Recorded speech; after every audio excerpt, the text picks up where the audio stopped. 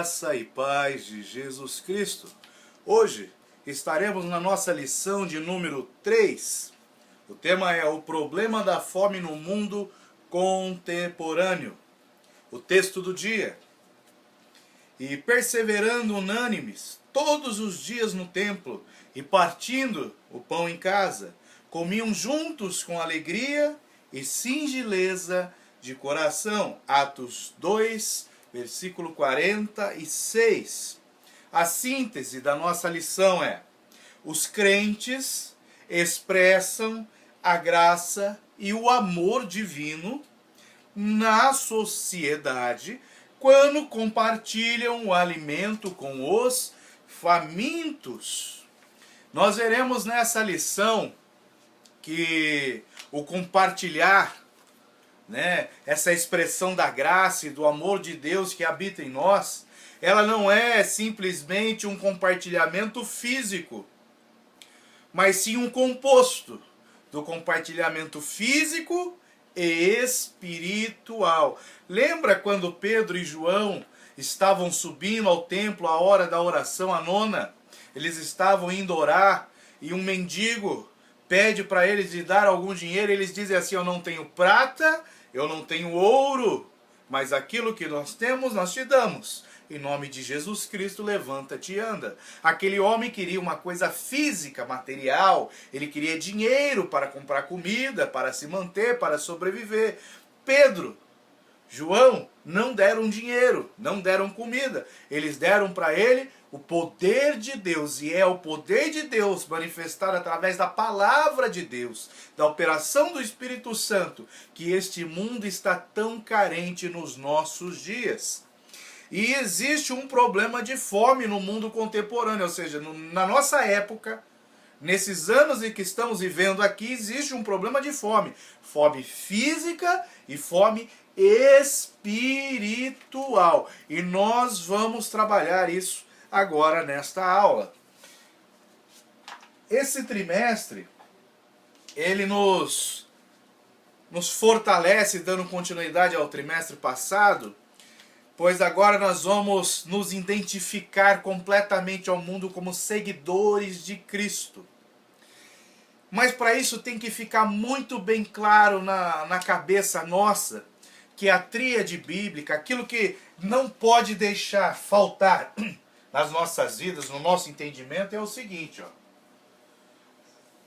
São 3 quadradinhos. Muito importante que nós vamos usar durante todo esse trimestre. O primeiro chama-se criação. Lembra? Os ataques que nós sofremos na nossa fé é referente a esses 3 itens. Criação, queda e redenção. Então nós temos que estar muito bem pautados nesses 3 aspectos. Então, quando nós vamos discutir, pensar, meditar sobre a questão da fome nos nossos dias, e como nós não somos simplesmente seres materiais, nós somos seres também espirituais. Lembra, nós temos corpo, alma e espírito. Nós precisamos desenvolver o nosso raciocínio nessa esfera, na esfera física e na esfera espiritual. Então eu tenho que entender, nós vamos tratar aqui de um assunto chamado fome, certo? Essa aula é sobre a fome. A próxima é sobre a pobreza, mas essa é sobre a fome. Então eu tenho que entender como que essa fome ela se relaciona em questão da criação, da queda e da redenção. Eu vou colocar ela entre esses 3 aspectos muito importantes para que nós possamos traçar uma linha de raciocínio bíblico, para que nós possamos pautar o nosso entendimento de acordo com as Escrituras Sagradas, de acordo com a Palavra de Deus. Porque se eu eliminar aqui, ó, em relação à fome, eu tenho que ter a abrangência espiritual, como eu tenho que ter a abrangência física, ok? Então, eu não posso eliminar o espiritual na hora de fazer essa análise da fome, no contexto que eu estou. Muito menos da física, porque se eu tratar só o espiritual, o corpo morre. Se eu tratar só do corpo, a parte espiritual morre. Então eu tenho que manter tanto a parte espiritual como a parte física numa harmonia, num equilíbrio. Então não basta eu dar simplesmente o sustento físico para uma pessoa. Ela tem que ser sustentada física e espiritualmente. Se eu ficar só com o sustento físico, ela está morta espiritual. E se eu me preocupar só com o espiritual e esquecer o físico, ela vai padecer. Então nós temos que ter o equilíbrio entre o físico e o espiritual, e nesta aula iremos tratar sobre a fome. Então nós veremos aqui o aspecto da fome em relação à criação. Por que criação? Porque criação, toda vez que a gente fala de criação, nós podemos entender que é o plano original. Ó, criação, eu tenho aqui o plano original. Ou seja, na criação, na obra criadora, nos primeiros capítulos do livro de Gênesis, nós vemos qual era o objetivo de Deus para com o homem. Né? O que ele queria, o que ele esperava, até o homem tomar a decisão de falhar, de desobedecer, de pecar. E olha que interessante, quando Deus estabeleceu isso, ó, vamos fazer um desenhozinho aqui. Ó. Lá em Gênesis, Deus criou algumas árvores. Opa. Deus criou algumas árvores. Eu vou desenhar aqui, para ficar mais fácil o entendimento, 4 árvores, tá? Ó. Parece árvore? Parece, né? Vamos fazer uma graminha aqui para ficar mais bonitinho. Então Deus... Ok? Por que eu digo 4 árvores? Porque ele fala assim, ó. Vamos lá, abra sua Bíblia em Gênesis. Abra sua Bíblia em Gênesis. Vamos fazer aqui de preto. Ó. Ok? Deus, quando ele cria, e ele fala para o homem, ele dá uma ordem direta: não comerás da árvore que está no meio do jardim, a árvore do conhecimento do bem e do mal, pois do dia que delas comeres, certamente morrerás. Então, ó, Gênesis 2,16 ele fala, ó, e ordenou o Senhor Deus ao homem, dizendo: de toda a árvore do jardim comerás livremente, porém da árvore da ciência do bem e do mal, dela não comerás, porque no dia que comer, morrerá. Então Deus criou todos os tipos de árvores. E falou, pode comer de todas, menos de uma. Então eu vou escrever aqui, ó.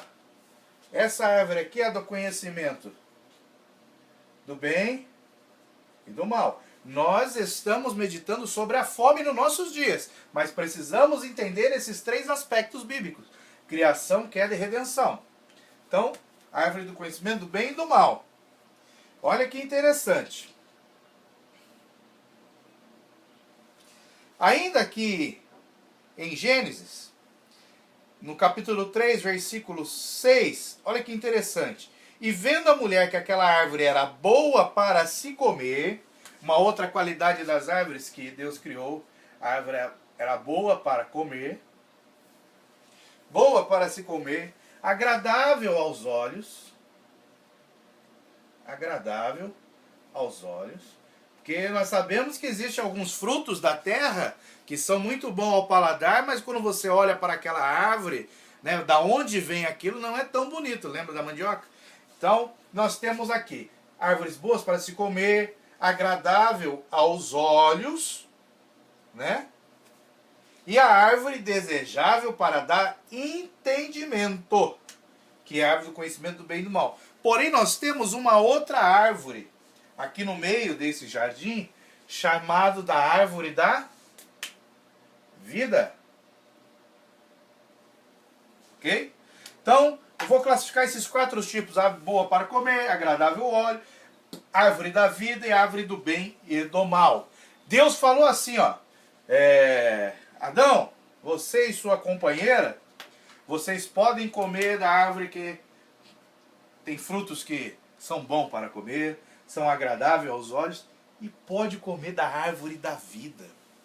E a palavra de Deus diz que quem come da árvore da vida viveria eternamente.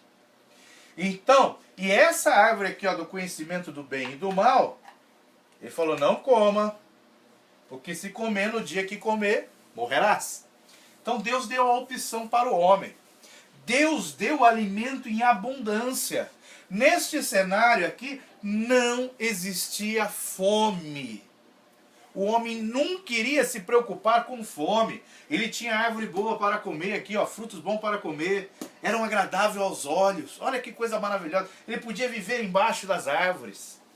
Ele tinha a árvore da vida. Então ele poderia comer dessas duas árvores e poderia comer também da árvore da vida. Se ele comesse, ele estaria ali se elegendo eternamente imortal. Então estava entre a decisão entre a árvore da vida e da bem e do mal, né, o destino da raça humana. Ok? Se ele comesse da árvore da vida, ele seria como os anjos, eternos, eleitos, santos. Porém, quando ele comeu da árvore do bem e do mal, ele se tornou pecador, né, onde vem a queda.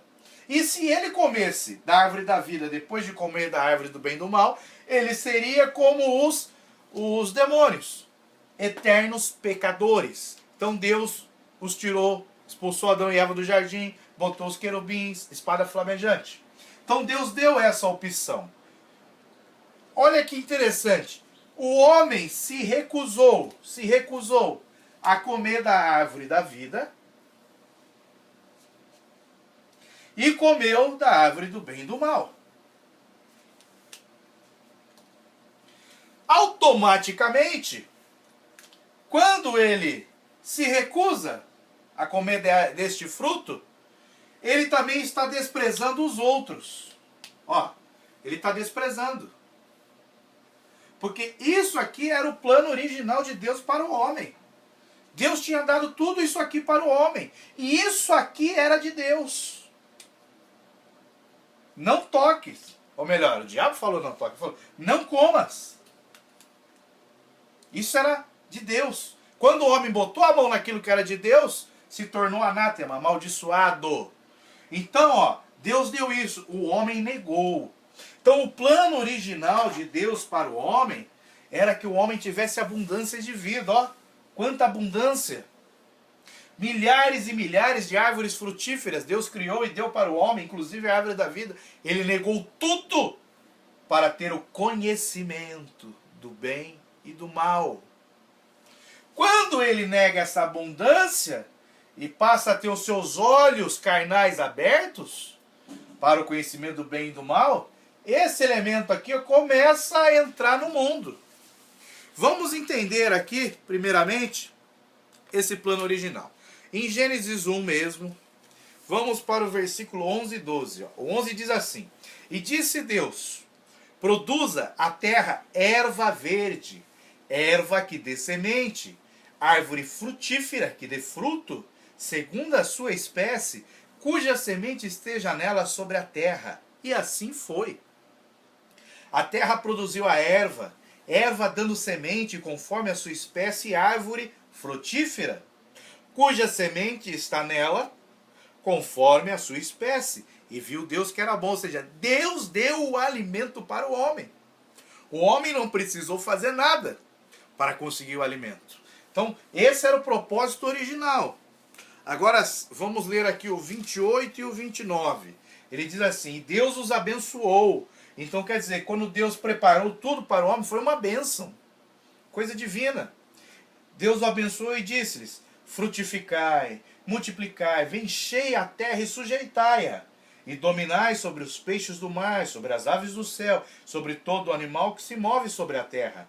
E disse Deus: eis que vos tenho dado toda a erva que dá semente, e que está sobre a face de toda a terra, e toda a árvore em que há fruto, de árvore que dá semente, servões para mantimento. Ou seja, Deus criou e deu para o homem. Deus criou as árvores com seus frutos, deu para o homem. As sementes da terra deu tudo para o homem. Então, toda a criação foi para proporcionar um ambiente agradável para o homem viver, se relacionando com Deus. E o homem preferiu desobedecer. Então, no plano original não existia fome. Não existia fome, não se existia essa possibilidade. Porque Deus proporcionou o alimento para o homem, sem ele precisar fazer nada. Ele deu assim de mão beijada para o homem. Então não existia fome. A fome é um fato que começa a acontecer a partir da queda. A partir do momento que o homem desobedece a Deus. Então, ainda em Gênesis aqui, ó, se nós formos no capítulo 3, versículo 17 e 18, diz assim, ó. E a Adão disse, portanto deste ouvidos à voz de tua mulher, e comeste da árvore que te ordenei, dizendo, não comerás dela. Maldita é a terra, por causa de ti. Com dor comerá dela todos os dias da tua vida. Olha que interessante. Lá em 28 fala assim, e Deus os abençoou, e entregou tudo a ele, eu vos tenho dado tudo. Deus abençoa e tem dado tudo. Aí quando o homem desobedece, ele fala aqui, ó, não comerás dela, da árvore. Ó, portanto, deste ouvir a voz da tua mulher, comeste da árvore que te ordenei, dizendo, não comerás dela. O homem comeu. Aí, toda essa criação que Deus fez e entregou para o homem, abençoou, se tornou maldito. A maldita é a terra por causa de ti, por causa do teu pecado. Com dor comerá dela todos os dias da tua vida. Ou seja, agora ele vai ter trabalho para conseguir o alimento. Aquilo que Deus estava ali, ó, entregando para ele de bandeja, agora ele iria sofrer. E fala assim no 18, espinhos e cardos que antes não tinham, também te produzirá, e comerás a erva do campo. Ou seja, agora dificuldades, ó, fome, espinho, cara, aspectos que antes não existiam no plano original, passaram a existir para dificultar a vida do homem, porque o homem pecou, desobedeceu a Deus, e a terra se tornou maldita. Então, propósito original. Se nós formos lá para Ezequiel 14 agora, vai lá para Ezequiel 14, que nós vamos ver algo de interessante. O que essa maldição da terra trouxe para nós. Ezequiel 14, versículo 21 diz assim, ó, porque assim diz o Senhor Jeová. Então, só para a gente, com a queda, a terra se tornou maldita, ok? Com a queda, a terra se tornou maldita. Agora em Ezequiel 21 ele fala assim, porque assim diz o Senhor Jeová, quanto mais se eu enviar os meus 4 maus juízos, ou seja, com a queda, manifestou-se o que Deus poderia fazer. 4 maus juízos. Por causa da desobediência do homem, por causa da maldição que passou a dominar a terra. Vamos lá. Os 4 maus juízos. O primeiro, ele chama de espada. O segundo, fome. Olha onde entra a fome. E o terceiro, as nocivas alimárias. Vou botar aqui alimárias. E 4, a peste. Aqui é Ezequiel 14, 21. Ok? Então eu tenho aqui Ezequiel 14, 21. A terra maldita está lá em Gênesis 3, 17. Então veja que interessante que nós, quando vamos, né, estudar algum assunto, nós pegamos aquela problemática que é nos colocada diante de nós e muitas vezes nós não voltamos à origem para tentar descobrir qual é a causa. Nós nos preocupamos com o efeito e queremos resolver rápido os efeitos. E nos esquecemos da causa. Mas nós precisamos examinar as Escrituras para nós entendermos qual foi a causa. Então, vimos que Deus criou tudo, o homem pecou. Com o homem pecou, veio a queda. Com a queda, a terra se tornou maldita. E Deus, ele tem um instrumento de juízo que tem 4 vertentes. Porque mesmo Deus expulsando o homem do Éden, amaldiçoando a terra, Deus continuou se relacionando com o homem e dando elementos, ferramentas, substâncias, para que o homem pudesse manter esse relacionamento. Enquanto o homem fosse fiel a Deus, obediente, cumprisse a sua vontade, guardasse os seus preceitos, carregasse ainda com ele aquilo que de Deus estava dentro dele, porque o apóstolo Paulo fala que dentro de nós, mesmo sem conhecer a Deus, nós já temos um discernimento do bem e do mal, do que é certo e do que é errado. Então, se nós olharmos para a criação de Deus, para a terra, nós veremos manifestamente que Deus existe, que algo bom foi feito, mas nós precisamos entender que quando nós falhamos, nós seremos corrigidos. Quando nós desobedecemos a Deus, quando nós pecamos, juízo de Deus virá sobre a nossa vida. Deus, ele nos dá tudo, ele nos pede o mínimo. Quando nós não conseguimos ser fiel no mínimo, nós acarretamos juízos. Então, como um dos instrumentos de juízo de Deus, ele usa essas 4 facetas: espada, fome, que é o assunto que nós estamos tratando, alimárias e pestes. Ele usa esses 4 elementos para poder trazer correção para a vida do homem. Correção para a vida do homem. Essa palavra alimária significa animal. Quando ele fala nocivas alimárias, são animais ferozes. Lembra quando José foi até os seus irmãos, eles lançaram no poço, depois o venderam para ser entregue lá ao Egito? Eles rasgaram as vestes, levaram para o pai Jacó, e Jacó meu filho foi devorado por uma besta fera ou por uma nociva alimária. São animais ferozes. Então, ele usa da espada, da fome, da alimária e da peste para trazer o juízo para os desobedientes. Então a fome é um instrumento de juízo de Deus. Então Deus pode usar a fome como instrumento de juízo. Porém, além de a fome ser utilizada como instrumento de juízo de Deus, algo para cumprir um outro propósito de Deus, nós também, por causa do nosso pecado, da nossa vã maneira de viver neste mundo, por causa do egoísmo e de várias outras coisas que vêm se desenvolvendo ao longo desses milhares de anos, nós contribuímos muito também para a fome. Então nós temos que tomar cuidado, porque a fome ela é um instrumento de juízo de Deus, e a fome também se manifesta quando nós não resplandecemos como luz neste mundo, quando nós não nos colocamos como sal nessa terra. Tá? E isso não é questão de uma ou duas pessoas. Estamos falando de toda a humanidade.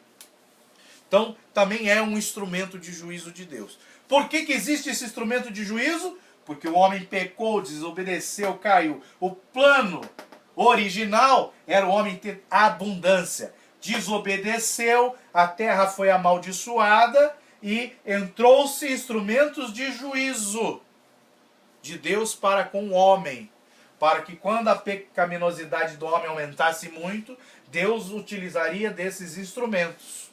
E nós vamos ver que esses instrumentos de juízo, eles também serão utilizados no final dos tempos, nos últimos dias, naquilo que nós chamamos de princípio das dores, e também no momento da grande tribulação que virá sobre a terra, aquela que falta muito pouco tempo para acontecer. Então nós temos que tomar muito e muito e muito cuidado. Então, vamos analisar mais dois aspectos referente à fome, porque eu falei que a fome ela é física e ela é espiritual. Referente à fome física, vamos lá para Lucas 15. Lucas 15, versículo 14, para a gente ver que a fome é uma coisa física. E diz assim, ó, e havendo ele gastado tudo, houve naquela terra uma grande fome, e começou a padecer necessidades. Falando aqui da parábola do filho pródigo. Ele gastou todo o dinheiro que ele tinha, né? Ele não soube se utilizar daquela abundância que ele tinha na casa do pai. Ele preferiu desobedecer, gastou tudo, veio a fome sobre a terra onde ele estava, ó, instrumento de juízo de Deus para algum propósito, e nós sabemos que esse propósito era que ele se humilhasse e voltasse para a presença do pai, para a abundância que ele tinha antes.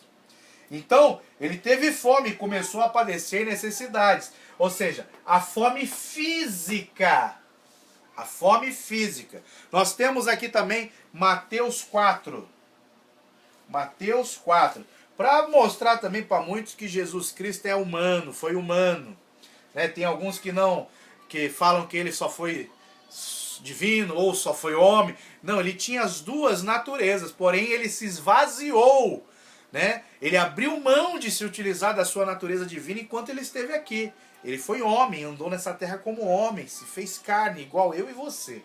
E lá em Mateus 4,2 diz assim, e tendo jejuado 40 dias e 40 noites, depois teve fome. Então Jesus, homem, teve fome. Então fome como um aspecto físico. Então você viu que a fome do filho pródigo foi provocada mediante um instrumento de juízo de Deus, e a fome de Jesus Cristo, a fome física, foi provocada mediante a operacionalização de um instrumento espiritual de Deus, o jejum. Então, a fome física. Agora vamos ver dois aspectos. Não, Gênesis 12:10. Quando Deus faz a promessa para Abraão, olha o que acontece. Abraão recebe a promessa de Deus maravilhosa. Né? Deixa sua terra, sua parentela, a casa de teu pai. Eis que eu te abençoarei, em ti serão benditas todas as famílias da terra. Você conhece, já viu alguém que quer ouvir uma profecia, quer ouvir algo maravilhoso de Deus? É muito bom, né? A gente ouvir aquela palavra que Deus vai te usar, que Deus vai te enviar pelas nações, né? Que Deus vai te dar o poder para você curar os enfermos, Deus vai te dar uma unção especial, Deus vai te fazer um ganhador de almas. Muito bom, foi isso que aconteceu com Abraão, muito bom mesmo. Mas olha agora o que aconteceu logo em seguida, Gênesis 12:10. E havia fome naquela terra, e desceu Abraão ao Egito para pregnar ali, porquanto a fome era grande na terra. Mas Deus não mandou eu sair da terra. O Senhor não ia me abençoar, iria abençoar todas as famílias da terra, através da minha vida. Tinha a promessa da unção especial, aquela profecia que eu ia ser usado para abençoar a todos, curar os enfermos. Mas Deus agora, fome, grande fome, o Senhor me tirou da casa do meu pai para eu passar fome. Eu estou em dificuldade. Cuidado. A fome é instrumento de juízo. Lembra do filho pródigo? Fez com que ele se humilhasse para voltar para a casa do pai.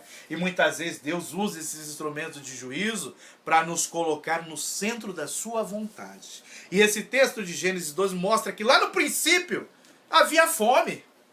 E houve fome naquela terra e era muito grande a fome. Se você for um pouquinho mais para frente, em Gênesis 26:1, olha que interessante, hein?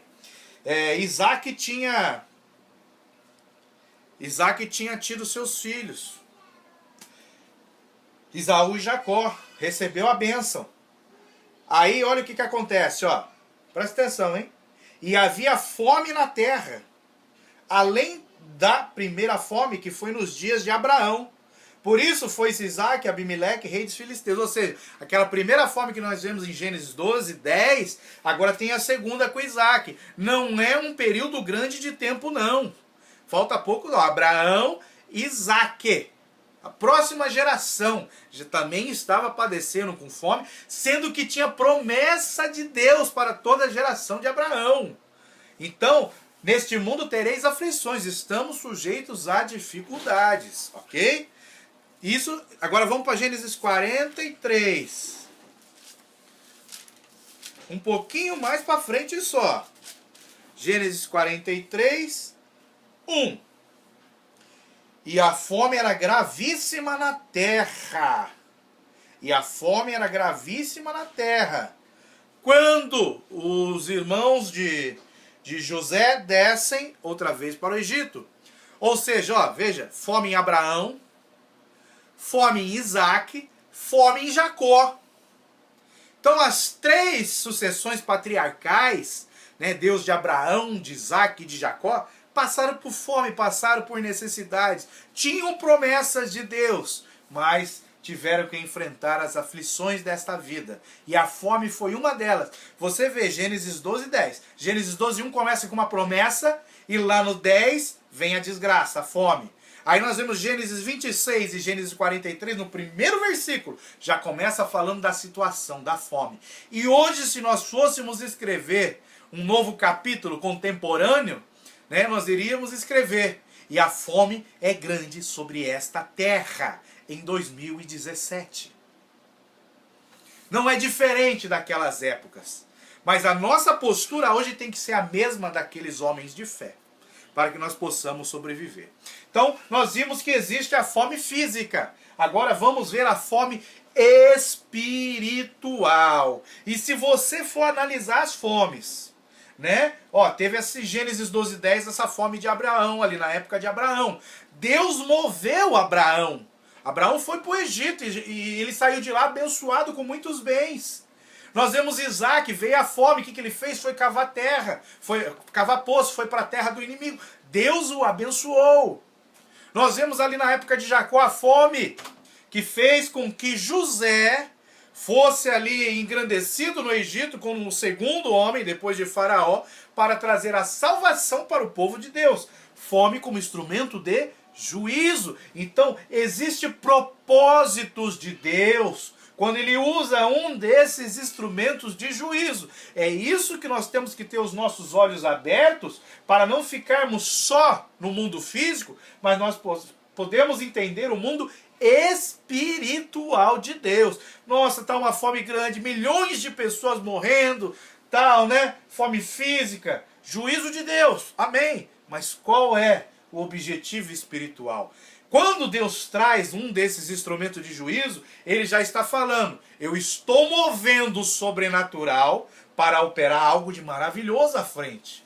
Então, quando aparece um desses instrumentos de juízo, nós já podemos ver no próximo capítulo que irá acontecer algo de extraordinário. Por isso que nós temos que entender: a criação, veio a queda, os instrumentos e a redenção.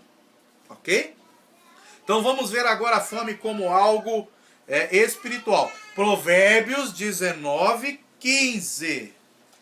Provérbios 19. E nós temos que entender que precisa haver silêncio. Tem que haver silêncio na terra para compreendermos aquilo que o Espírito quer dizer.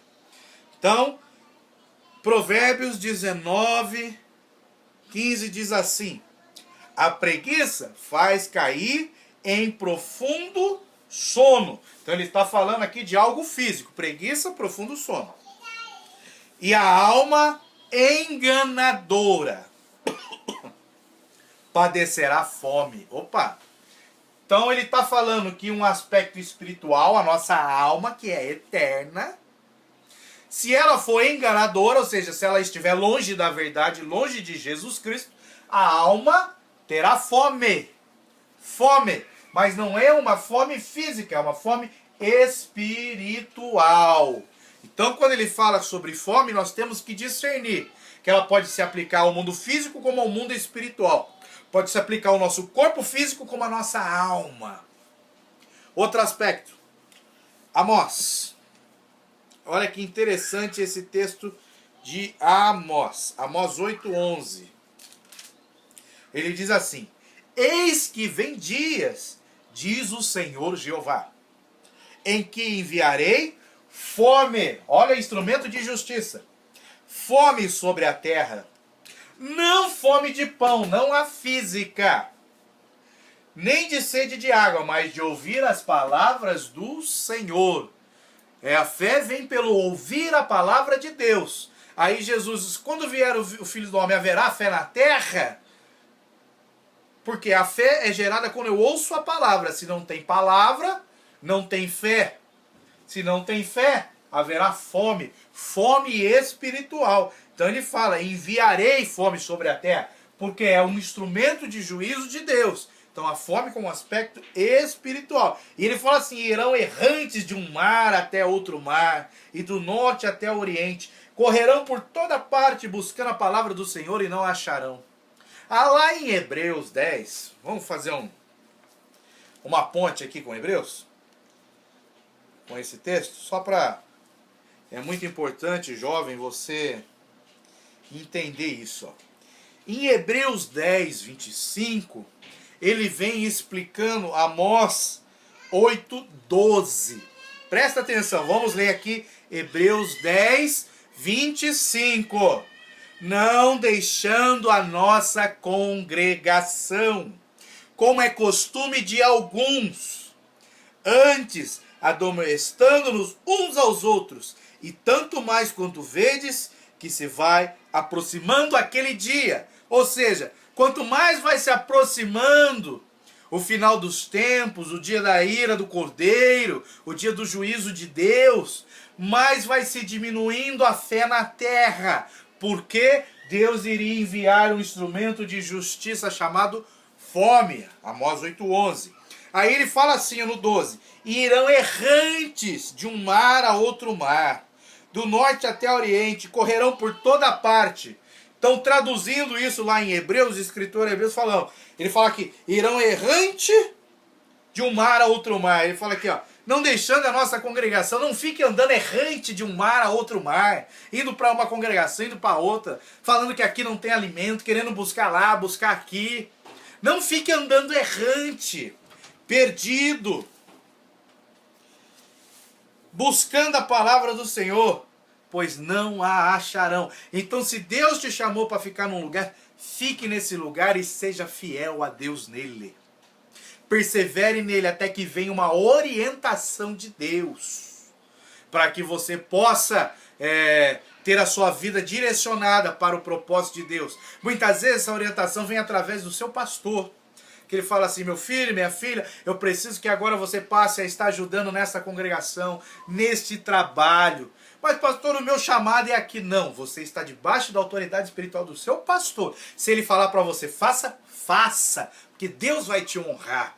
Agora, se você, pela sua vontade, começar a deixar a congregação onde você está, correr para lá, correr para cá, ficar indo para cá, para cá, para cá, para cá, falando que está buscando, você já está perdido. Você está com fome espiritual, sendo que o alimento está na onde você foi colocado por Deus. Sabe por que a palavra não te alimenta mais no culto? É porque você não está orando, você não está jejuando, você não está meditando em casa, você não está buscando o alimento direto de Deus. Você quer que o homem te alimente, mas o homem não vai te alimentar, quem te alimenta é Deus. Lembra? É espiritual. Então, para alimentar o espiritual, eu tenho que buscar o espiritual. Para alimentar o físico, eu busco o físico. Então, muito cuidado com isso. Então, nesses textos, nós vemos que existe fome física e fome espiritual, ok? Fome física e fome espiritual. Então, você se lembra que eu falei que quando Deus começa a usar um instrumento de juízo, como a fome, nós observamos na Bíblia, em capítulo subsequente ou versículos subsequentes, que algo acontece. Num primeiro momento pode parecer ruim, mas depois nós vemos que algo bom floresce daquilo. Porque todas as coisas contribuem para o bem dos escolhidos. Ok? Então, nós temos que entender que a criação, projeto original, tudo lindo para o homem. Queda, passou a entrar o pecado, dominar sobre a terra foi amaldiçoada. E Deus, para manter um equilíbrio aqui nesse mundo físico material, ele usa instrumentos de justiça, espada, fome, animais selvagens e peste. Ok? Nós estamos estudando sobre a fome. E vimos que existe fome física e fome espiritual. Agora vamos entender o que esse elemento fome, que é o foco da nossa aula, está relacionado com a redenção. Olha que coisa maravilhosa nós vamos ver agora. Lembra? Sempre os 3 aspectos. Temos que saber defender a nossa fé em relação a esses 3 aspectos. A trindade bíblica. Criação, queda e redenção. Criação, queda e redenção. Sempre. Sempre, sempre, sempre, sempre. Então, fome. Quer ver um exemplo de uma fome espiritual? Nós temos aquilo que nós chamamos na Bíblia de período interbíblico. É aquele que fecha o Antigo Testamento e se abre o Novo Testamento. Em algumas Bíblias ela vem até com umas páginas em branco antes de começar o Novo Testamento, né? Acaba ali o último profeta, Malaquias, aí começa algumas páginas em brancas e vem o Novo Testamento. Por quê? Foi um período onde houve silêncio profético. O que é esse período de silêncio? É um período onde não houve profecia manifesta e registrada para nós. Houve história, sim, muita história. Né? Houve cumprimento parcial de profecias, como o de Antigo Epifânio, que sacrificou lá um porco, um animal impuro no templo, coisa que já estava profetizada por Daniel, mas nós vimos que aquilo foi cumprido em parte, porque Jesus disse que ainda viria a desolação abominadora. Então, né, nós temos algumas tipologias que se cumprem nesse período. Mas não houve profecia manifesta. Houve um período de silêncio, de fome espiritual. E com essa fome espiritual se manifestou algo que o povo estava precisando.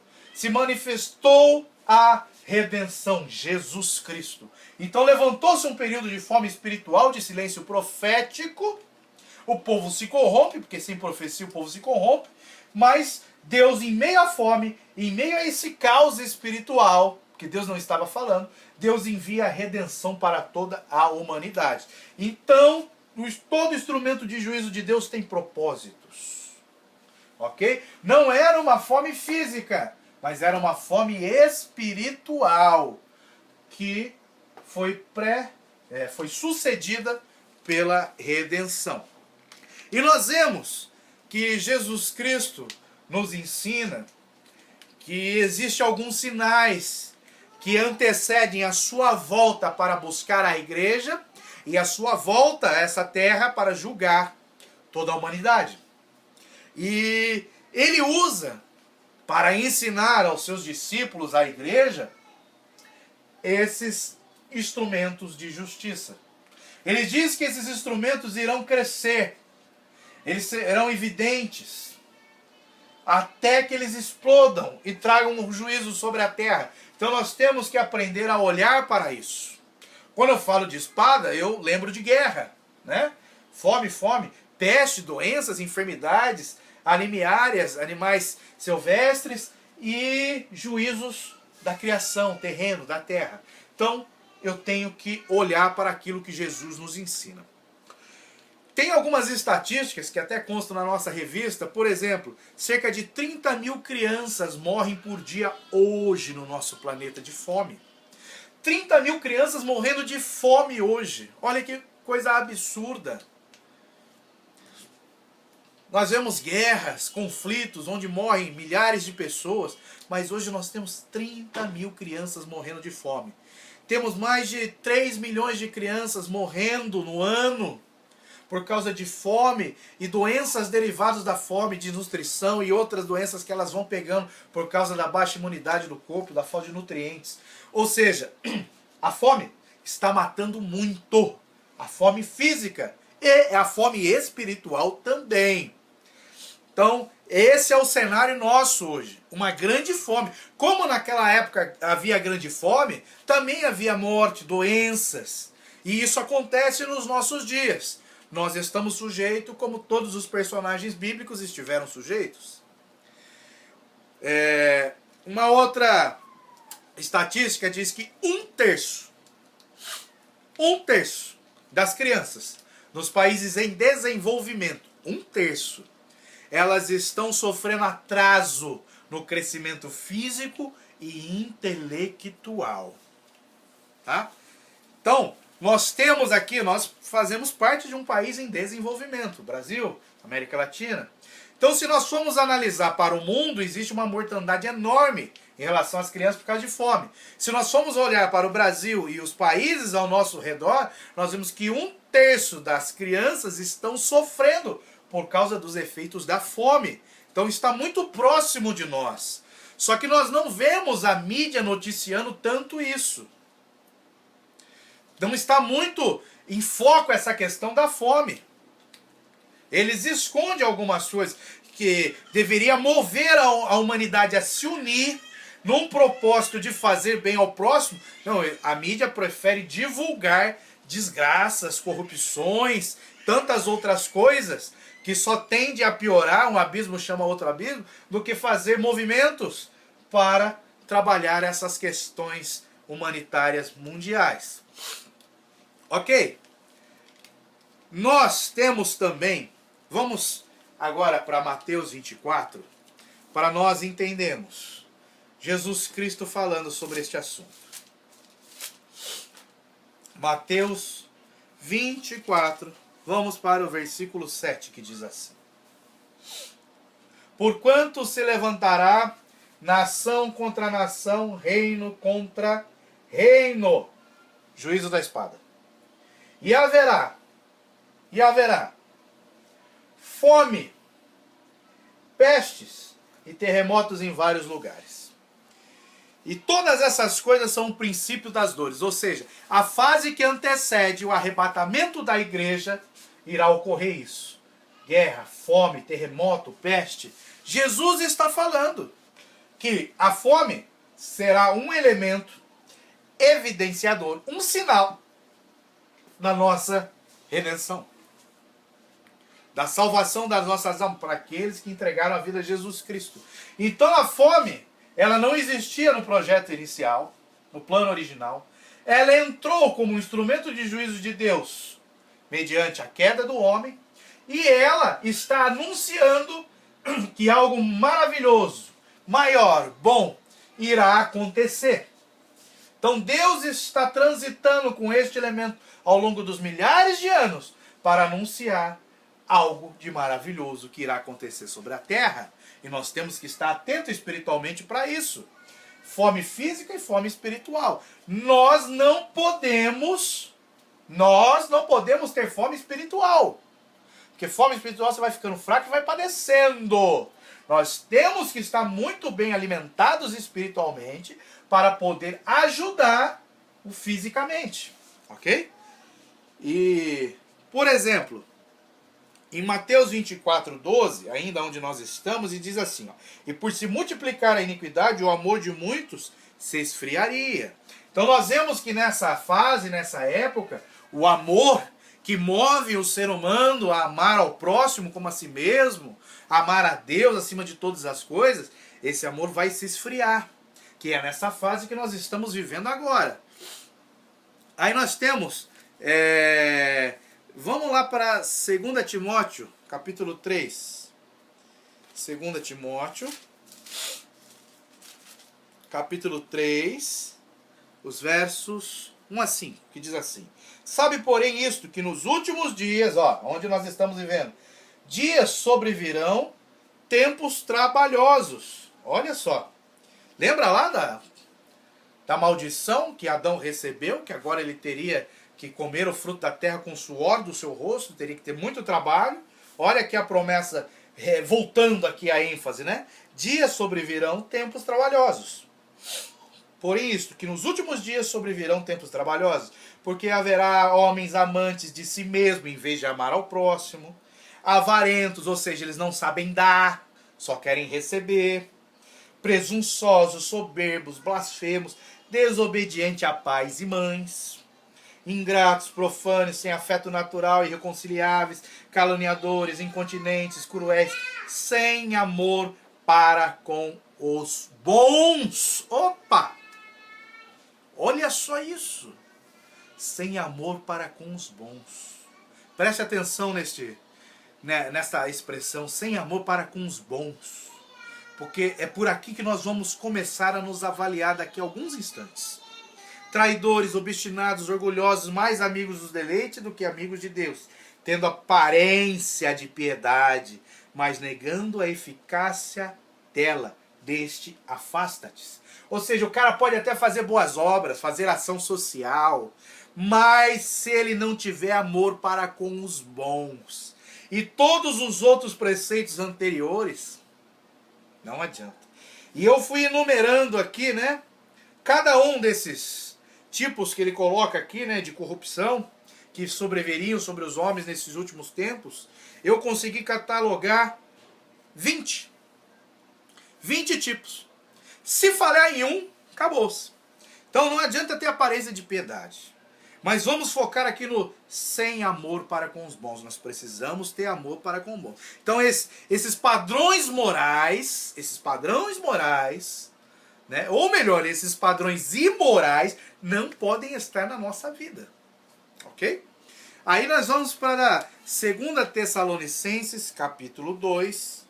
2 Tessalonicenses, capítulo 2, versículo 7. Que diz assim: E a vós que sois atribulados, descanso conosco, quando se manifestar o Senhor Jesus, desde os céus, com os anjos do seu poder. Opa, desculpa, eu li o capítulo 1. Capítulo 2, 7. 2 Tessalonicenses 2, 7. Porque já o ministério da injustiça opera. Somente há um que age agora e resiste, que do meio seja tirado. Então, nesses últimos dias, os padrões imorais e o ministério da injustiça está operando grandemente. Então, ó, nós estamos vendo um cenário terrível para se revelar a nossa redenção. E aqui no Brasil nós temos aproximadamente, ó, dentro do nosso país, outra estatística que está na nossa revista, aproximadamente 7 milhões de pessoas sofrem de fome. Nós temos 15 milhões de crianças desnutridas no nosso país. Só que nós vivemos de quando aproximava-se a festa lá em Jerusalém, a festa da Páscoa, eles pegavam todas as pessoas com defeitos, coxos, mancos, cegos, que eram consideradas impuras, que se você tocasse, você tinha que passar por um ritual de purificação para poder participar da festa. Então eles faziam um grande preparo. Então quando se aproximavam as festas, eles pegavam essas pessoas com defeitos, com impurezas, e ajuntavam elas num canto, para que eles não se contaminassem com elas e pudesse prejudicar eles participarem das festas. Aí nós temos um episódio lá em João capítulo 5, onde Jesus, que estava indo a Jerusalém participar da festa, ele se desvia ali do caminho de Jerusalém e vai até o tanque de Betesda.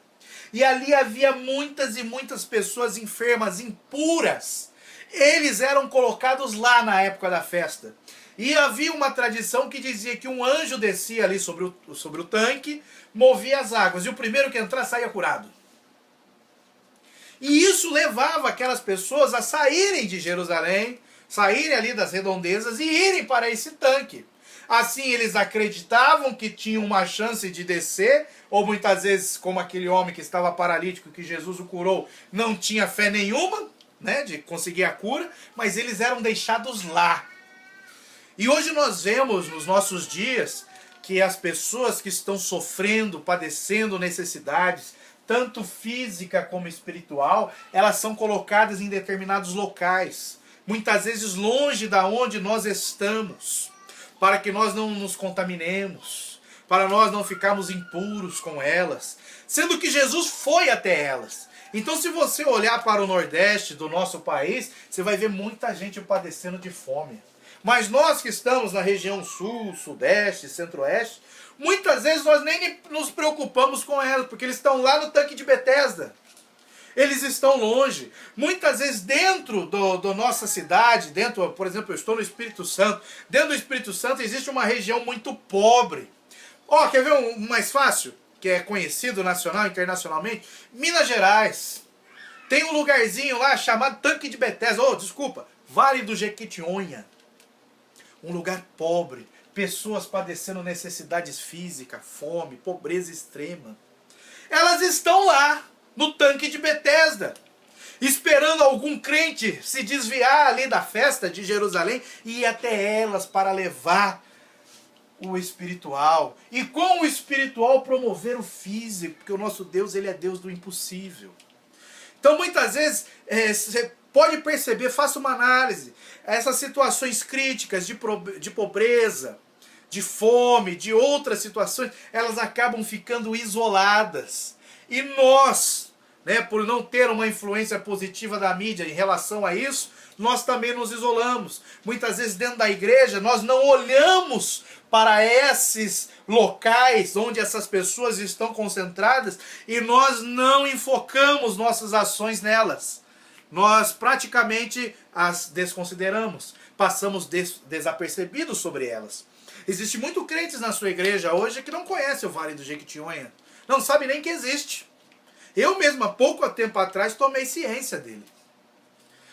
Da situação de milhões de sertanejos no norte e nordeste do nosso país que não conhecem Jesus Cristo.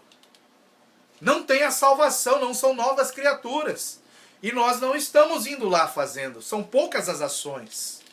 Então nós temos que tomar cuidado, porque existe um povo que está sendo isolado, não está sendo lembrado, e nós não podemos negligenciar de fazer aquilo que nós lemos. Nós temos que nos lembrar dos bons. Tá? Nós temos que atender ao nosso povo e àqueles que estão necessitados. Jesus, ele se desviou. Comece a ler João 5. Ele estava subindo para a festa. Só que ele se desviou e foi até o Tanque de Betesda para levar a esperança para um homem. Nós precisamos, às vezes, parar um pouquinho com as festas que nós fazemos dentro das quatro paredes, para irmos até os tanques de Betesda, que estão próximos de nós, para levar a esperança, para levarmos o alimento para aqueles que estão padecendo necessidade. Tá? Então, nós temos muito aqui para fazer no nosso país, nós temos que abrir o olho para isso. E algo de interessante que acontece nesse processo de redenção é o seguinte, nós temos aqui, veja, aquilo que eu vou chamar de sinal, que é o que nós lemos agora, Mateus 24:7. 24:7. Nós temos também algo de interessante, que eu vou chamar aqui de GT. Você já vai entender o que é isso. GT, eu tenho Apocalipse 6:8.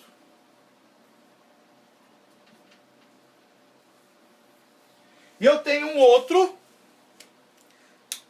que está em Apocalipse 18:8. Que eu vou chamar de taça. Tá? Então, veja que interessante. A fome é usada como um sinal da redenção nossa. Ok? Aí eu vou lá para Apocalipse. Vamos lá para Apocalipse, capítulo 6. Apocalipse, capítulo 6, versículo 8. Olha que interessante. Ele diz assim: E olhei, e eis um cavalo amarelo, e o que estava sentado sobre ele tinha por nome Morte, e o inferno o seguia, e foi-lhe dado poder para matar a quarta parte da terra com espada, com fome, com peste e com as feras da terra. Olha como se cumpre literalmente a profecia de Ezequiel 14:21. Então nós vemos que no capítulo 6 de Apocalipse começa a abertura dos 7 selos, ok? Ou seja, a igreja já foi arrebatada, já está com o Senhor na glória. Se você ler aqui o capítulo 5, você vai ver Jesus entrando na glória, como leão da tribo de Judá. Você vai ver ele enviando no capítulo 6 o Espírito de Deus para a terra, né, cumprindo a promessa que ele fez aos discípulos, não vos deixarei órfão, enviarei outro Consolador. E nós vemos a igreja nos próximos versículos cantando, louvando, glorificando, dando honra ao Senhor, cantando, é digno é o Cordeiro que for morto e venceu. Então a igreja já está com Cristo, já houve o arrebatamento. Então começa agora o período da grande tribulação. Nós vemos a abertura aqui, ó, do primeiro selo. Eu vi o cavalo branco. Então a falsa paz, os 3 anos e meio da falsa paz que virá sobre a terra. E logo em seguida, ó, no versículo 8, se nós lemos o 7, ele fala que a abertura do 4º selo, ou seja, já começou as desgraças sobre a terra. No versículo 8 vem o estabelecimento do juízo. Então, Deus usou aqui a fome como um sinal para o arrebatamento da igreja, para a nossa redenção. Agora ele está usando a fome como um instrumento de justiça durante a grande tribulação. Mas assim, eu falo a fome literal, porque todos os outros juízos, que vão ser os outros selos, trombetas e taças, vão contribuir para aumentar e aumentar mais a fome. Porque quando a terça parte dos mares, das águas doces forem atingidas e os animais morrerem, vai haver fome. Então, vai se aumentando. E lá em Apocalipse 18 agora, olha que interessante. Em Apocalipse 18, 8 diz assim: e portanto, num dia virão as suas pragas, olha lá, a morte e o pranto e a fome, e será queimada no fogo, porque é forte o Senhor Deus que a julga. Então ele está falando aqui da queda da Babilônia, do juízo que virá sobre toda essa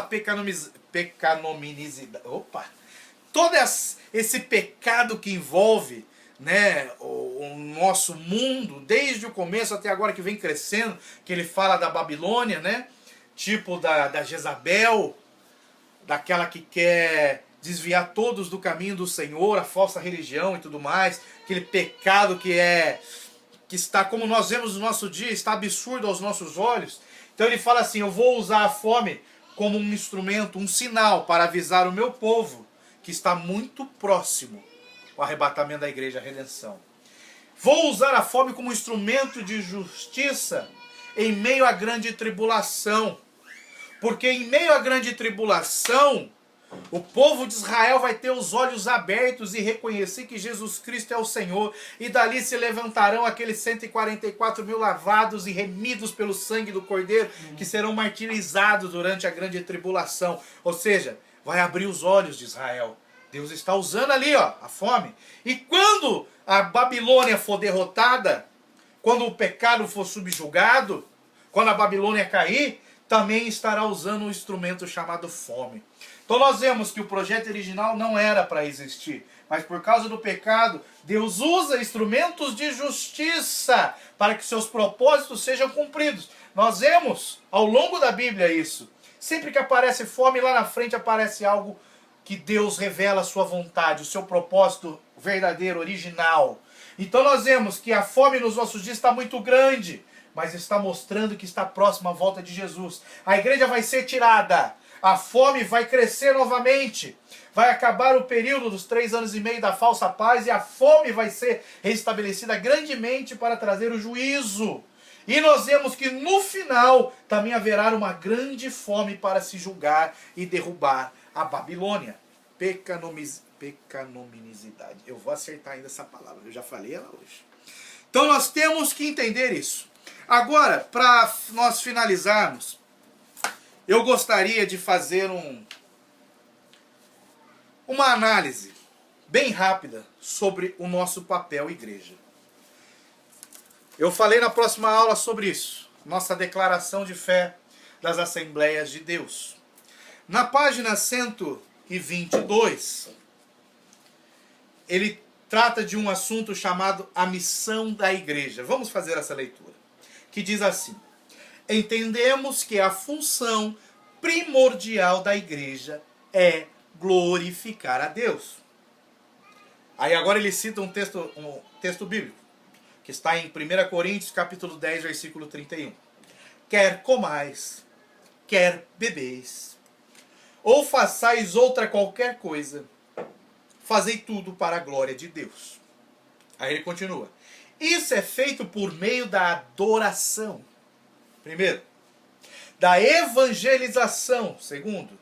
Da edificação de seus membros. Terceiro. E do trabalho social. Existem outras coisas aqui, mas eu só vou ler isso. Por quê? Faz parte da missão da igreja o trabalho social. Social fala de sociedade, ok? Então, vamos agora para Mateus novamente, Mateus 25. Isso faz parte da nossa declaração de fé. Mateus 25, do versículo 31 ao 46, é uma leitura um pouquinho grande, mas vamos fazer ela. E quando o Filho do Homem vier em sua glória, e todos os santos anjos com ele, então se assentará no trono da sua glória. Isso não é o arrebatamento da igreja, isso é o Armagedon. Isso já é o julgamento. E todas as nações serão reunidas diante dele, e apartará um dos outros, como o pastor aparta dos bodes as ovelhas.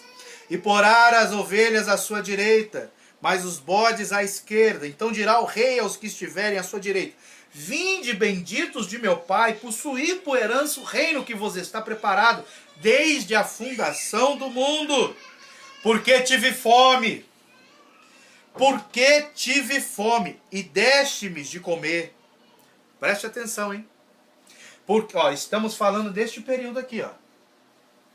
Porque tive fome e deste-me de comer. Tive sede, deste-me de beber. Era estrangeiro e hospedaste-me. Mas isso nós usamos para os nossos dias também.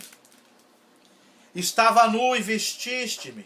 Adoeci e visitaste-me. Estive na prisão e foste me ver. Então os justos lhe responderão, dizendo: Senhor, quando te vimos com fome e te demos de comer, ou com sede e te demos de beber? Quando te vimos estrangeiro e te hospedamos, ou nu e te vestimos? E quando te vimos enfermo, ou na prisão e fomos ver-te? E respondendo o rei lhes dirá: em verdade vos digo que quando fizestes a um destes meus pequenos irmãos, a mim o fizestes. Não é para qualquer um. Quando fizeste para um destes meus pequenos irmãos, Jesus está falando. Lembra do texto de a gente não esquecer os bons?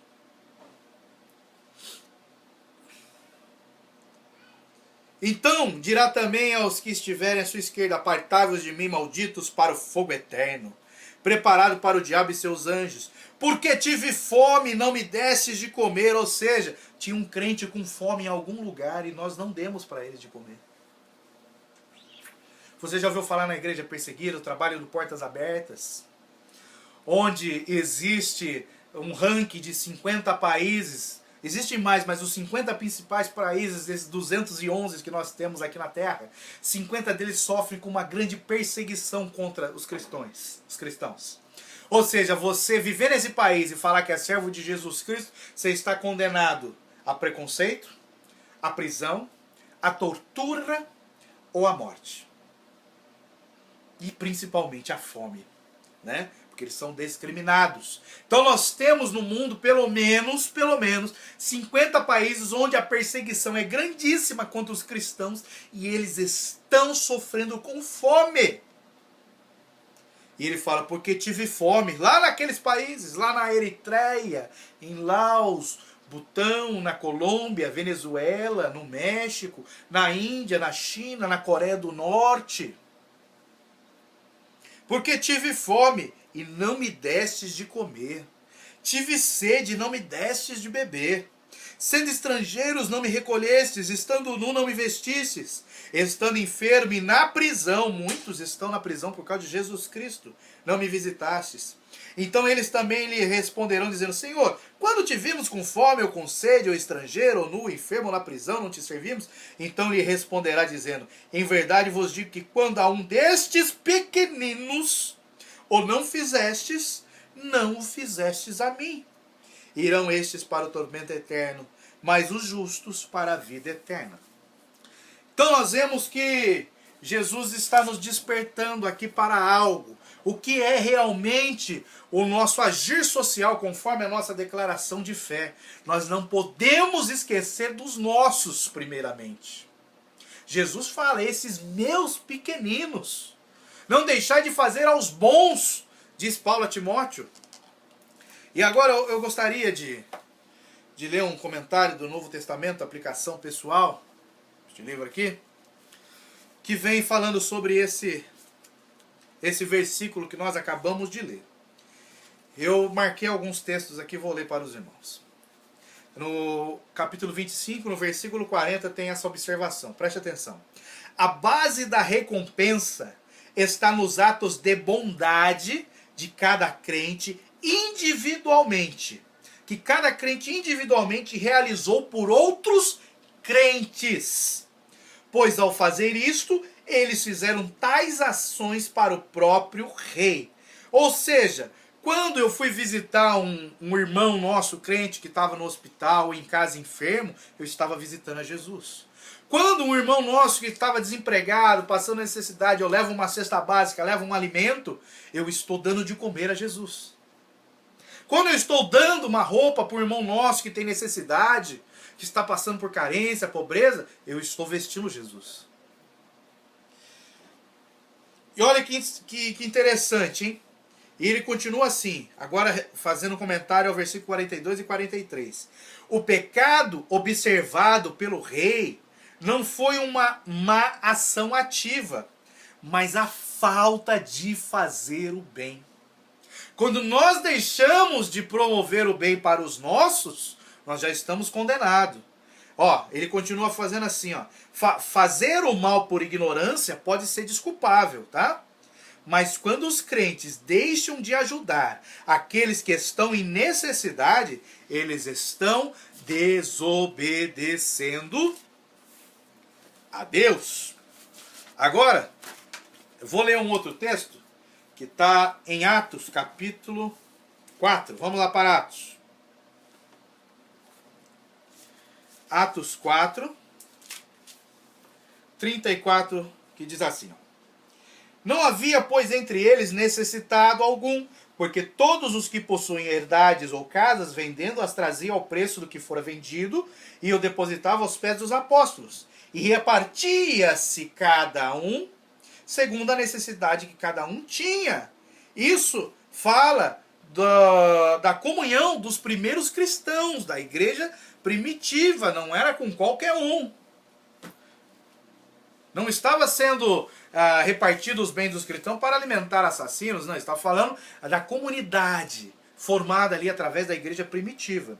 E aqui neste mesmo livro, né, nós temos mais alguns itens aqui que eu marquei. Ó. Olha o que ele fala assim. A igreja primitiva era capaz de repartir bens e propriedades como resultado da união trazida pelo Espírito Santo, que trabalhava dentro dos crentes.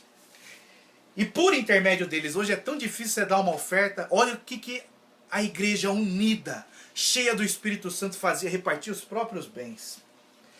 Este modo de vida é diferente do comunismo, porque o ato de repartir era voluntário. Não envolvia todas as propriedades privadas, mas somente o que fosse necessário, e não era uma exigência para a filiação à igreja isso. A união espiritual e a generosidade desses primeiros crentes atraíam outros a si. Então era um testemunho que atraía. Eles não faziam isso para ganhar alma. Eu não vou levar sopa para ganhar uma pessoa para Jesus, não. Eu vou ali no meu meio, ali, ó, alimentar o meu povo, para que os de fora vejam o testemunho e queiram ter esse ardor, esse amor no coração, esse fogo de poder compartilhar, de ter a comunhão, tudo em comum. Essa estrutura organizacional não é um mandamento bíblico, mas oferece princípios vitais que nós devemos seguir. Jesus tinha dito aos seus discípulos, nisto todos conhecerão que sois meus discípulos, se vos amardes uns aos outros. Lembra que agora no final o amor de muitos esfriará? Quando o mundo exterior via a generosidade que os crentes tinham um para com os outros, o seu cuidado com os necessitados e os seus poderosos testemunhos, eles eram atraídos para o Senhor Jesus. Então eu não atraio ninguém por causa de comida e bebida. Eu atraio por causa do amor de Cristo que habita em mim. A generosidade dos crentes de Jerusalém era tão grande que não havia entre eles necessitado algum. Abundantes doações resultantes da venda de terras ou casas eram trazidas aos apóstolos para serem distribuídas entre aqueles que estavam em necessidade. Tais doações eram expressões excepcionais de preocupação social pelos necessitados. Não precisava pedir, eles levavam. Já pensou você começar um movimento na sua igreja? Onde as pessoas sentem o desejo, vamos levar alimento, vamos levar vestimenta para aqueles que estão lá no Vale do Jequitinhonha, vamos levar alimento para aqueles que estão sofrendo no Nordeste, sem ninguém precisar falar nada, a igreja começar a se mover. O que a sociedade iria dizer ao ver esse movimento da sua igreja? Estes bons tempos, entretanto, não durariam muito lá na igreja primitiva. Uma escassez de alimentos acabaria fazendo com que a igreja de Jerusalém ficasse dependente das doações dos crentes da Ásia. Isso foi uma profecia do profeta Ágabo, que está lá em Atos 11, 28. Então, ou seja, no começo da igreja, por causa da perseguição, muitos cristãos morreram, pais de famílias foram mortos, ficaram viúvas, órfãos, né? Foi atingido toda aquela comunidade primitiva da igreja. Foi necessário que os crentes se juntassem com amor e distribuíssem os seus bens para que os outros não passassem necessidade. Mas ainda assim, mais para frente, viria a fome. O Espírito de Deus foi derramado, Pentecostes, lembra que nós falamos lá atrás? A bênção de Abraão, logo em seguida a fome. Veio o Espírito Santo, o poder de Deus para testemunhar, logo em seguida fome. Fome, pobreza, perseguição. E com essa fome, o apóstolo Paulo, lá em 2 Coríntios, capítulo 8. Capítulo 8, de 1 a 3, diz assim: Também, irmãos, vos fazemos conhecer a graça de Deus dada à igreja de Macedônia. Como em muita prova de tribulação houve abundância do seu gozo, e com a sua profunda pobreza superabundou em riquezas da sua generosidade. Não precisa ter dinheiro para fazer o bem, para ser generoso. Porque segundo o seu poder, o que eu mesmo testifico, disse Paulo, e ainda acima do seu poder, deram voluntariamente. Lembra? A igreja primitiva, perseguida, começou a sofrer, venderam os bens, repartiam tudo entre eles. Logo em seguida veio uma grande fome, ou seja, aqueles bens não foram suficientes. Aí Paulo, fazendo esse movimento missionário entre as igrejas da Ásia, começa a levantar doações para levar para os crentes de Jerusalém. Não era para toda a sociedade. Primeiro, eu dou de comer para os nossos. Primeiro eu cuido dos bons. Lembra o texto que nós lemos? Eu não posso negligenciar o cuidado com os bons, com os filhos de Deus. Então primeiro eu vou tratar os domésticos na fé, para depois isso expandir. E eu nem preciso me preocupar, porque quando eu começar a tratar os domésticos na fé, isso vai ser notório aos olhos das sociedades. E eles vão querer ter esse amor. Não é mais o desejo de comer o pão. Eles vão querer ter o amor. O desejo da palavra de Deus. Que é realmente o que eles estão padecendo. Fome da palavra de Deus. É a necessidade básica. É a causa. A fome física é o efeito. E a palavra de Deus nos garante que o justo não mendigará o pão. Então todos aqueles que forem alcançados pelo poder do Evangelho de Jesus Cristo não mendigarão o pão. Louvado seja o nome do Senhor. Mas você tem que ter fé para crer nisso. E ele continua falando assim no capítulo 9. Quanto à administração que se faz a favor dos santos, não é dos drogados, dos assassinos. Todo esse movimento de arrecadação, quanto à administração que se faz a favor dos santos, não necessita escrever-vos. Porque bem sei a prontidão do vosso ânimo, da qual me gloria de vós para com os macedônios, que a cá está pronta desde o ano passado, e o vosso zelo tem estimulado muitos. Mas enviei estes irmãos para que nossa glória acerca de vós não seja vã nessa parte de cuidar dos nossos. Para que, como já disse, possais estar prontos, a fim, se acaso os macedônios vierem comigo e vos acharem desapercebidos, não nos envergonharmos nós, para não dizermos vós, deste firme fundamento de glória, ou seja, cuidar dos nossos, não deixar faltar nada para os nossos, para os santos, para os salvos em Cristo, aqui no Brasil, lá na Eritreia, na África, na Ásia, onde for, cuidar dos nossos é um firme fundamento de glória. Aí ele continua falando aqui no versículo 11, para que em tudo enriqueçais para toda a beneficência, ou seja, quanto mais eu tiver, mais eu vou fazer o bem para os nossos, ao qual faz que por nós se deem graças a Deus. Assim nós glorificamos a Deus. Porque a administração desse serviço não só supre a necessidade dos santos, mas também redunda em muitas graças que se dão a Deus. Ou seja, quando nós nos preocuparmos a cuidar dos nossos, nós estaremos glorificando e fazendo a vontade de Deus. E automaticamente isso vai se expandir, porque Deus vai abençoar. Porque muitos serão atraídos para a presença de Deus. Porque quando eu demonstro o amor para com Deus, para com meu irmão, para com a igreja, para com o meu próximo, esse amor ele é contagiante, ele vai crescendo, ele vai crescendo. Lembra de Davi?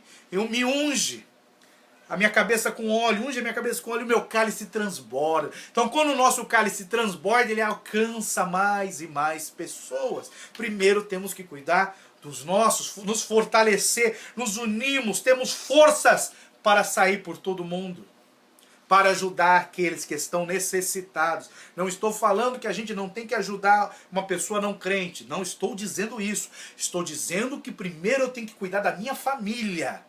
Porque se eu não estiver bem, como que eu vou ajudar o próximo? Então primeiro eu cuido de mim, cuido da minha família, cuido da minha igreja, cuido dos meus irmãos, para eu poder ajudar os outros. Aí lá em Lucas, para a gente finalizar agora, que esse assunto é bem interessante, a Lucas 3:8. Lucas 3:8. Olha o que João Batista fala assim, ó. Produzir, pois, frutos dignos de arrependimento. Produzir frutos dignos de arrependimento. Aí no 9 ele fala assim, ó, e também já está posto o machado à raiz das árvores. Toda árvore, pois, que não dá bom fruto, é cortada e lançada no fogo. Então na sua pregação ele fala que temos que produzir frutos dignos de arrependimento. E que nós, como árvores, temos que produzir bons frutos. O fruto digno de arrependimento é um bom fruto. Tá? Aí, as pessoas que estão ouvindo aquela pregação dizem assim, e a multidão interrogava dizendo, que faremos, pois? E respondendo ele disse, quem tiver 2 túnicas, que reparta com o que não tem. Quem tiver alimentos, que faça da mesma maneira. João Batista não estava falando para os gentios. Ele estava falando para o povo ali de Israel, para os judeus. Ele estava falando para aquele povo que estava ali. E o povo estrangeiro que habitava naquela terra, eles estavam inclusos na lei de Deus como estrangeiro. Porque a Bíblia diz que quando o estrangeiro se sujeitar às leis de Deus, né, quando ele querer fazer parte do povo de Deus, nós temos que recebê-los. Eles não têm o direito original do chamado, né, do povo de Deus. Eles não tinham a raiz judaica ali. Mas se eles de coração, de livre e espontânea vontade, quiserem fazer parte, nós o receberemos como estrangeiro, assim diz a lei de Deus. E lá em Levítico capítulo 19, esse é o último texto, vamos encerrar. No versículo 10, olha o que a palavra de Deus diz, e completando esse texto de João Batista, diz assim, ó, Levítico 19:10, semelhantemente, não rabiscarás a tua vinha, nem colherás os bagos caídos da tua vinha, deixá-lo-ás ao pobre e ao estrangeiro. Eu sou o Senhor vosso Deus. Lá na frente Jesus diz assim, por que está preocupado com o pobre? Os pobres sempre existirão, sempre estarão convosco, mas eu não. Eu subirei a Deus. Naquele episódio lá da mulher pecadora ungindo os pés de Jesus. Então nós sempre teremos os pobres. E a lei de Deus ela é clara. O pobre que estiver no meio de ti, ou o estrangeiro que estiver habitando no meio de ti, eles têm que ser amparados. Eles fazem parte do teu povo. Eles têm que entrar na mesma comunhão. Então ele fala assim, quando você for lá colher o trigo, ele fala assim, não rabisque. Não, você faz a primeira colheita, mas não vai lá pegar o resto do que ficou. Deixa para o pobre, deixa para o estrangeiro. Se cair no chão, não pegue. Porque eles também têm o direito de se alimentar. Então, nós temos que cuidar dos nossos. É um princípio bíblico. E João Batista ele está falando, se o teu próximo não tem roupa e você tem duas, dá uma para ele. Se ele está com fome, dá comida para ele. Mas isso você tem que ter dois. Você tem que ter sobrando, você tem que ter sobejando. E nós só podemos alimentar o próximo se nós estivermos sobejando. Então nós temos que cuidar dos nossos, daqueles que estão perto, dos nossos que estão longes. Nós temos que ter essa mentalidade para não desprezarmos os pobres do nosso povo, os estrangeiros que habitam junto conosco, para nós queremos fazer boas ações às nações estrangeiras e deixar os nossos aqui com fome, morrendo, sem roupa, sem vestimento. Então nós temos que abrir o olho para cuidar dos nossos. E automaticamente esse amor vai crescendo, crescendo, crescendo e vai alcançar aos outros que ainda não fazem parte de nós. Mas primeiro nós temos que nos fortalecer para ajudar aos nossos. Então que nós possamos ter esse entendimento, que a fome é iminente, que é um instrumento de justiça de Deus e que já está mostrando como um sinal o arrebatamento da igreja. Nós precisamos estar alimentados espiritualmente, em união, para podermos também alimentar as necessidades físicas nossas como seres humanos. Então que Deus nos abençoe, nos ajude e nos dê esse entendimento, porque como igreja, fazendo parte até mesmo da nossa declaração de fé, nós temos também obrigações sociais a cumprir. Lembrando que a igreja, ela é um organismo vivo e não uma entidade beneficente. O organismo vivo é diferente de uma entidade beneficente. Muitas vezes estão transformando a igreja em entidades de caridade, de piedade, de assistência social, de ação social, esquecendo que a igreja é um organismo vivo. O organismo vivo trata do espiritual e do físico. Que Deus nos abençoe. Até a próxima aula, em nome de Jesus.